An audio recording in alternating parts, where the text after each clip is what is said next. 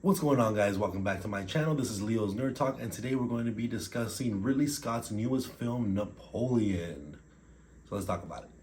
Napoleon is based off of the true life events of the rise and fall of Napoleon Bonaparte, as well as his love life with his wife, and all the kind of background stuff that we don't really read in the history books. Now, walking into this movie, I was pretty excited for it. It was one of my most anticipated movies of the end of the year.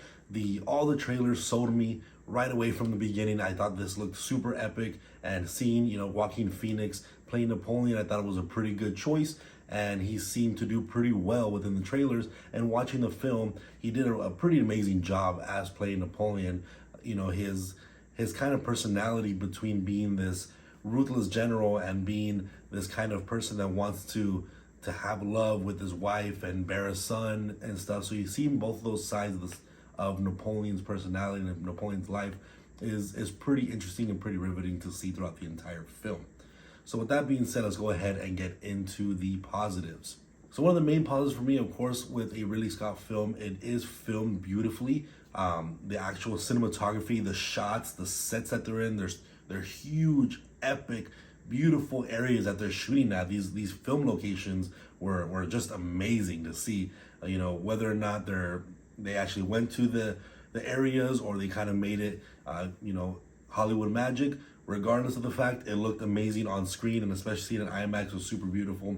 And speaking of also all the different scenes that they were displaying here, also the big battles were amazing. They were intense, they're riveting, and you see hundreds and hundreds of people being involved in these battles, and having these big epic battles were pretty awesome to see.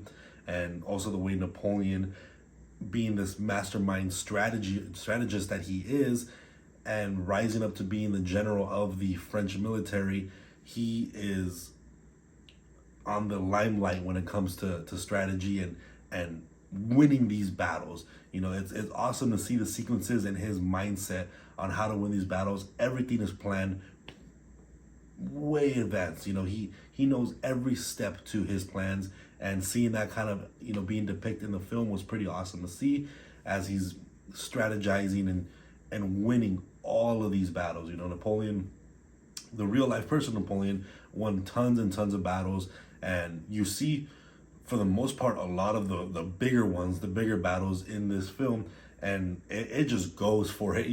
You're going through so many years of Napoleon's life in this film. I think it's over 2 decades of Napoleon's life in this film that is shown here. So it's so much to cover within one film, which I'll get a little bit more into the cons. But seeing all these big battles, seeing the way Napoleon's life kind of went up and down, it was pretty riveting to see. And the actual cinematography was pretty beautiful, and I really enjoyed that portion of the film.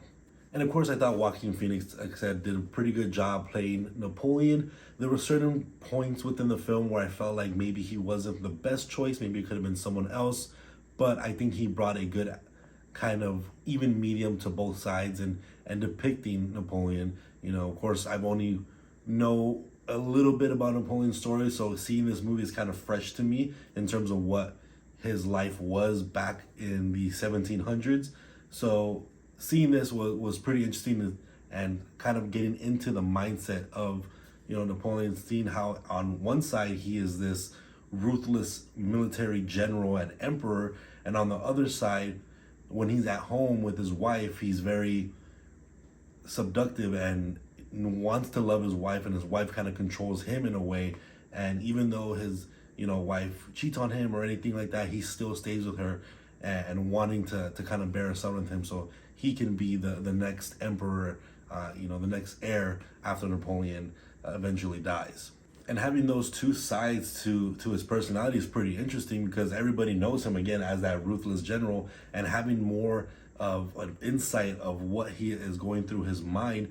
And for someone that is a ruthless general, he definitely seems to be scared a lot. He's very nervous, especially towards the beginning of the film. You see him kind of panicking a little bit, and as he starts winning these battles, he gains that confidence. But just the way it was depicted, I feel like he never felt like he was that big in the scope of things that the rest of the world kind of thought. He seemed still like he was very nervous and felt like he was going to lose one of these battles one day, and it felt like he knew his fate was imminent. It was going to happen eventually.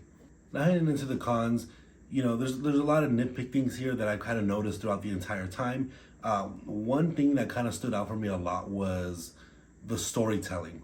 Like I said, it was about over 2 decades of his life being jam-packed into one film. So having all these years pass by in a very quick matter, the storytelling seemed kind of choppy in a way. There was times where it would be a certain scene that seemed important and it'll kind of cut off, and then it'll go to this, like it'll go to like a sex scene, and that lasts like literally 5 seconds, and then it'll cut back to another scene of Napoleon having meetings with all these different types of generals and higher ups and everything. So and when you look at the title cards at the bottom, it's going year by year by year, and it's covering so much, but I feel like there's so many scenes in between the important ones that didn't seem necessary, but I'm sure had some sort of significance to it.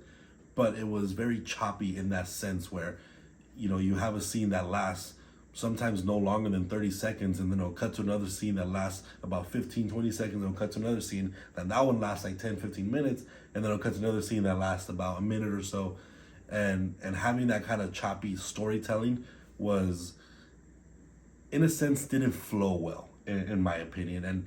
And especially for a movie that's kind of really dialogue heavy, doesn't have all the battles kind of happening. When the battles happen, they're big and epic, but the majority of the meat on the bone is dialogue and kind of going into Napoleon's life, and like I said, the rise of him becoming emperor and the fall all the way into his death. So just that choppy storytelling was kind of hard to get in, and that choppy storytelling was kind of more prominent towards the beginning of the film. Once you get kind of to the halfway point and it starts getting to the more downfall, it seemed to flow a little bit better towards the end. So it's a movie that kind of got better as it went along, but still having a very slow-paced movie and a very choppy storytelling, you definitely can feel that runtime of an almost 3-hour movie. So it, at certain points, it just didn't flow properly to the point where it felt kind of up and down, just like Napoleon's life. And another thing with having to cover so many years within a movie, there was a lot of times where characters were being introduced and then it never kind of followed up on it. There were some characters or somebody that was really important to Napoleon that he really wanted something to happen, and it finally does happen. He's very happy, and then it never really gets touched on ever again. And then you skip about 7 years, and that one character that you've been I must warn you, I will not leave the second in command. Characters that kind of appear, that seem significant, that seem gonna play a part in Napoleon's life, and then kind of washes out and doesn't really reappear. So that's kind of more going into like that choppy storytelling and having covered so many years. There's certain aspects where I felt like they didn't explore properly, and I felt like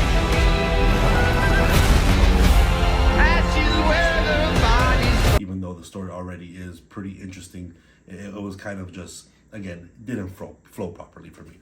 And not to get into any spoilers or anything, but of course, if you know who Napoleon is, obviously you could go read a history book and figure out what happened in his life. But the ending of the film seemed kind of... Country are we in? I don't know, it was a very... to be the ending to me. It felt like there was still going to be more to be had, and it kind of just... I don't know, it just ended and credits started rolling, and I was like, all right, I guess that's it. It just... And that falls again back into the way the storytelling is that you have all these plot points leading towards the end, and you're like, I wonder what's going to happen. And then it cuts to the next scene, and then it's like, oh, that was the last scene.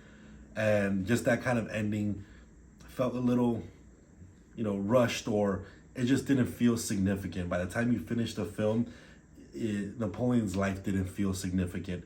And it kind of felt weird after having all these different points in his life that you're following to kind of just end like that. And of course that's the way his life ended, so I can't really fault it to the filmmaking, but I felt like there was still more to be had, and it kind of ended on a soft note, unfortunately.